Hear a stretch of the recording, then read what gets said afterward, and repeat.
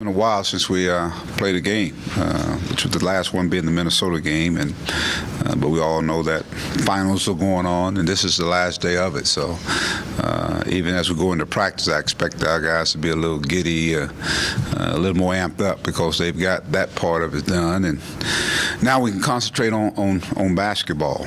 A little bit of news before we get started. I made the decision to go ahead and this is in reference to Khalil. Nothing has changed with his status, but we're going to go ahead and redshirt him this year. So that's, given the amount of time he's missed out already, I think that's going to be best for him, and that way he can go ahead and really get anchored down in school and get a chance to see how everything operates. So that's a bit news on the front end of it. Now, going into Little Rock, obviously there's a lot of excitement about our basketball team. I think we're playing at a pretty good level. We always can get better, but we're playing against a Troy team that I think you look at their record, you got to understand they were picked to probably win their league or be in first in their league to win it. I think they went to the tournament last year, returned a lot of guys, and they played a tough schedule. They play a lot of games away. They played in Hawaii. They played against Kentucky, an 8-point game. Beat an East Tennessee State team on the road. So we know they're very capable. Got the Persian kid averaging almost 20 points a game for them. The Bernardo kid, I don't know if he'll play or not, but that's a pretty good 1-2 punch. But they have an athletic team, good guard play. We will have our work cut out for us, and the big task we have at hand is just staying focused. Going down, it's a business trip for us, and playing in Little Rock should be a great atmosphere, great crowd. These are people that don't, fans that don't get a chance to see us play on a regular basis. So to me, that is excitement in itself. And now you're taking guys back home where they're around family and friends and people they've grown up with, get a chance to see them play, and hopefully go out and play well. We want to build on what we've been working on. That is our defense, getting better at it, continue to rebound the basketball by committee. Our guards have got to rebound, along with Daniel and Trey and all those guys, Dustin Thomas. And we want to get out in transition and showcase this team as an athletic team and get our bench involved. CJ's coming off that bench and playing well. Trey's coming off the bench right now. Darius Hall, you got him coming off there. And Cook gets another game up under his belt. So it's just this non-conference schedule, to me, is very, very critical to our success as we get into conference play, which would be, I think it's almost 2 weeks. Once Saturday gets there, 2 weeks from Saturday. Yeah.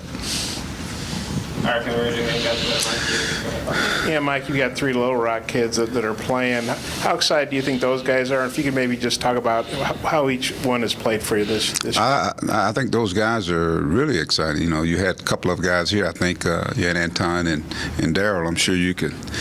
They probably didn't try to express it, but I'm sure they're looking forward to this. Is their last trip to play in Little Rock in front of their families and friends, and so I'm sure they want to impress.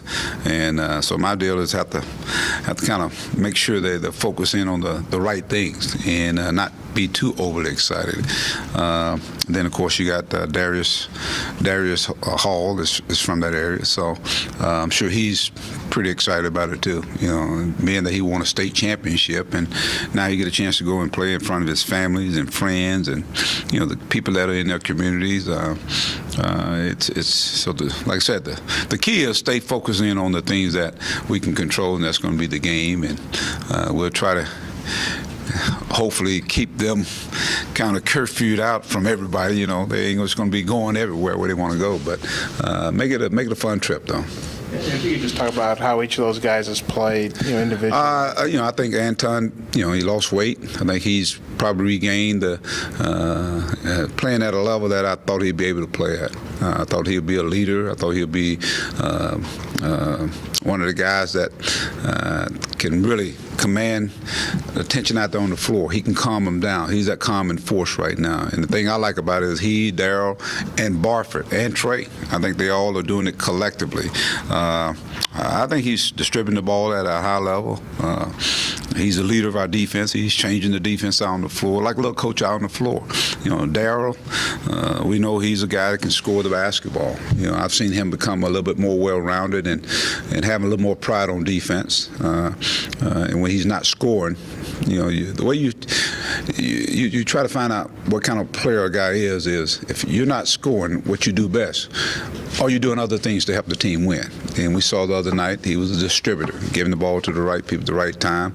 And watching tape, he did a lot of little things, screening, back screening, cutting hard, giving up that hockey assist, the assist that leads to an assist. And so just doing all the little things. He hustled. I thought he tried to play defense, rebounded for us. And Darius, of course, he's a freshman, so the freshman is going to be up and down sometime. But I think in practice, he's getting better. It's just a matter of, him going out and continue to be a guy that's going to do it on the defensive side of it, and I think the offense will take care of itself. You mentioned after the UConn game about them getting maybe too many pats on the back, and then they laid the egg at Houston. Is that a concern coming off Minnesota with all the pats on the back they've been getting? No, I think it's a little different now. It was the first road game. We had been on the road for the tournament, and it's always going to be a concern. But I just think, guys have been through that before now. Hopefully we'll make sure our guys be aware that we got a basketball game. That'll be those guys that you had in here along with the seniors. This is their last go around. The games are counting down on them. We played nine games. You got, I guess, 22 games left. And so it's got to be important. Every game, I always preach, each game is a big game, especially with this type of schedule.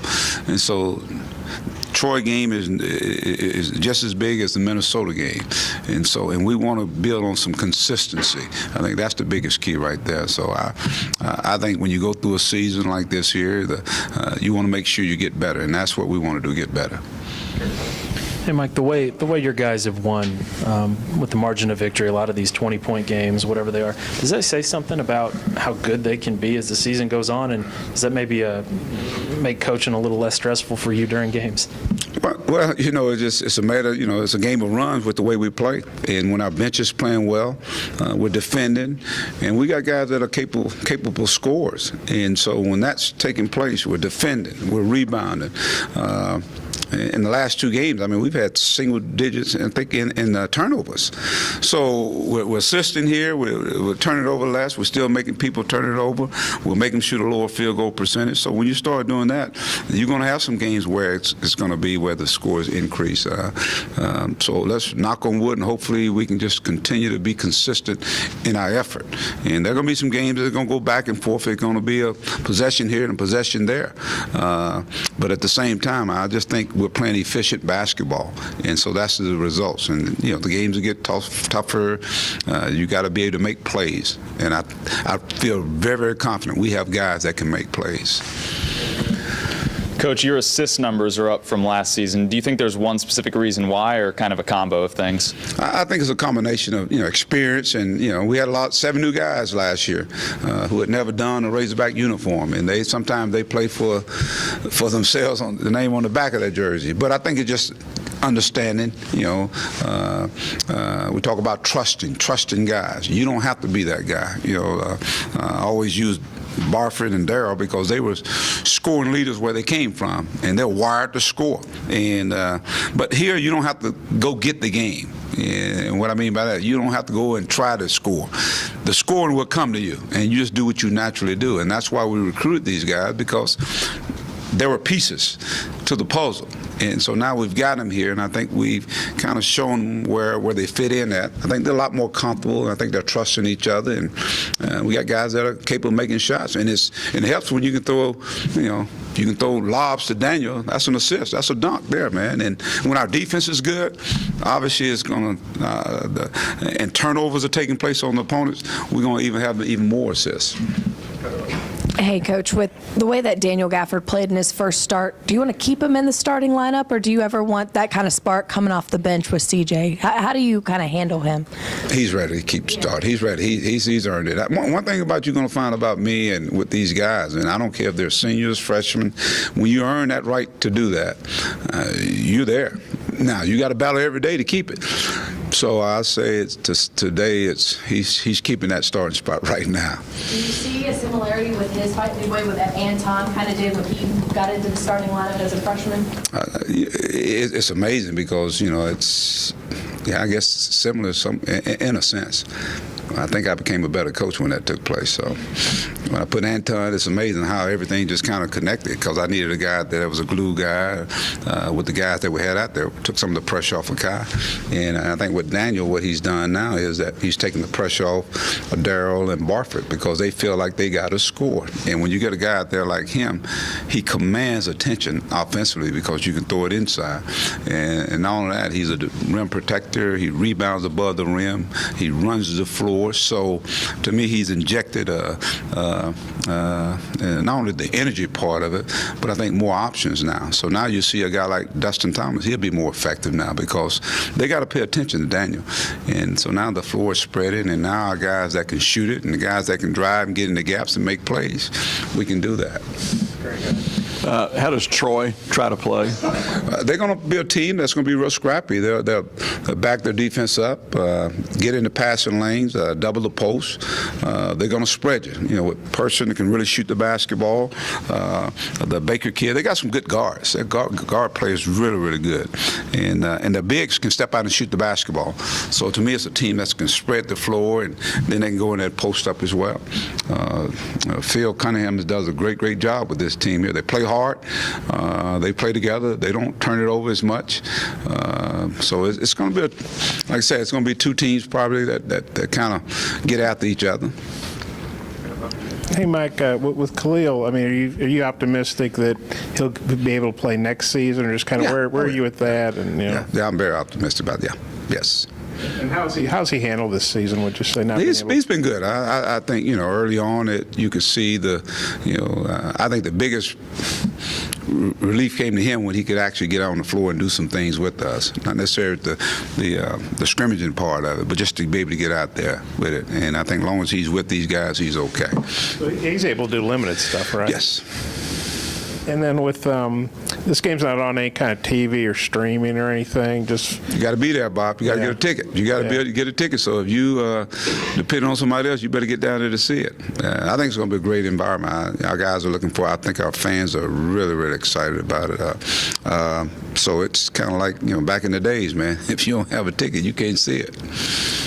And with Person, I mean, he's averaging, he's shooting almost 47% from three, over 20. Just how impressive his offensive guy is he? What's the key to maybe slowing him down a little bit? Very impressive. I remember seeing this kid, I think as a sophomore, freshman, being from Alabama, and he's gotten stronger. He's a lot better. He can put it on the floor. I mean, he got the range that you see our Darryl number shooting from. He can shoot it from there, and he can put it on the floor as well. So his body has developed a little bit more. And they do a good job of utilizing him, bringing him off double screens, and so screening pop guys, you got to make a decision who you're going to guard. So, but he's a guy that we've got to really pay a whole close attention to. Mike, you even when you were here as assistant, you've seen some of the best that this program's ever seen come through here. I don't know if it's too soon to talk about Daniel in that sense, but is the potential there for him to be a program changer like some of those guys that have been here in the past? He's got a chance to be a special player. I'll put it that way. I think if his work ethic continues, like I said, there's going to be some little peaks and valleys with him. He's a freshman. That's what I said sometimes. You guys see him in games. I see him in practice too. But the one thing I love about it is that he's got that, just like Bobby, he don't want to be a very good player. He want to be a great player. And that's the thing I like about it. And then, Bobby's going to be a guy that's going to be one of his mentors. So I think with that being said, Bobby was very special. So I think Daniel has a chance to be special. I will say this, he got a chance to be one of the most athletic big guys we've had. Now, the other stuff's got to come along. I think the skill part and all that stuff. But you cannot knock the desire. I think the desire is there to be a great player. And we'll see. I mean, it's early on. Mike, I know you don't overlook Central Arkansas, but Darryl and Anton are saying they think maybe the talent in Central Arkansas gets overlooked maybe nationally. Just how good do you think the talent is down there, and how important is Central Arkansas for you guys? It's, when you talk about, where it's come from the time I was here before, I think it has really put out some very good basketball, very good talent down there. You know, and that's a credit to the coaches. I always say the high school coaches, the junior high coaches, the programs that have AAU, where you got basketball going all year round now. You know, basketball is, to me now, is a year-round sport if you're going to be good at it, and that's what those guys are doing down there. So, you know, it's kind of like a cycle. I mean, Memphis used to be the hotbed, and boom, and now you got players now in the state of Arkansas that are coming up, and I said again, that's credit to the high school coaches and what they're doing, and we're glad. We're glad. All right, next question. All right.